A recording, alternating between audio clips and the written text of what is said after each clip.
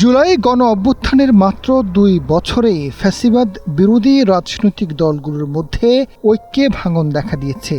ক্ষমতা, সংস্কার ও রাজনৈতিক কৌশলকে কেন্দ্র করে এখন তারা ভিন্ন অবস্থানে। ৬টি ইস্যুকে কেন্দ্র করে তাদের মধ্যে মতপার্থক্য স্পষ্ট হয়েছে।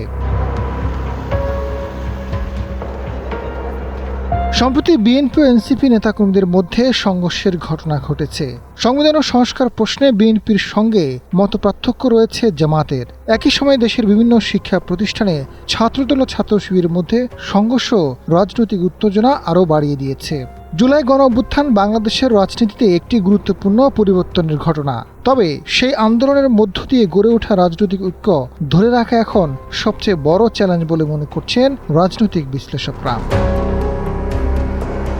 এদিকে গণভোটের রায়ের আলোকে জুলাই সনদ বাস্তবায়ন, গণভোটের ফল মেনে নেওয়া, সংবিধান সংস্কার, রাষ্ট্র সংস্কার, রাজনৈতিক আদর্শ, পুরনো রাজনৈতিক বয়ান এবং আওয়ামী লীগের বিচার প্রক্রিয়ার গতি আর এসব ইস্যুতে রাজনৈতিক বিভাজন প্রকট হয়েছে।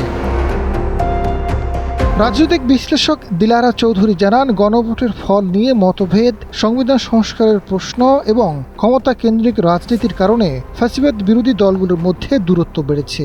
এখানে সিংহভাগ দায় বিএনপির। সবাইকে একসঙ্গে নিয়ে ঐক্য ধরে রাখার দায়িত্ব তাদের। বিএনপির চেয়ারম্যানের উপদেষ্টা সৈয়দ মোয়াজ্জেম হোসেন আলাল জানান, মতের ভিন্নতা থাকলেও তা যেন জাতীয় স্বার্থ, সার্বভৌমত্ব ও জাতীয় ঐক্যের ক্ষতির কারণ না হয়। জুলাই অভ্যুত্থানের দ্বিতীয় বর্ষপূর্তিতে এটি সবার অঙ্গীকার হওয়া উচিত।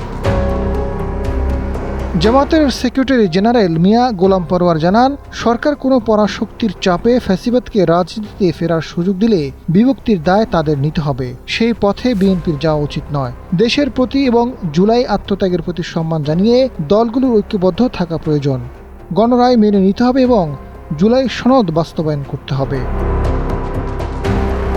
এদিকে বিএনপি, জামায়াত ও এনসিপির নেতারা বলছেন, রাজনৈতিক মতপার্থক্য থাকলেও আওয়ামী লীগ এবং হাসিনার নেতৃত্বাধীন শাসন ব্যবস্থার প্রশ্নে তারা একমত। জুলাইয়ের আকাঙ্ক্ষা বাস্তবায়নের প্রতিটি দল নিজ নিজ রাজনৈতিক অবস্থান থেকে কাজ করবে।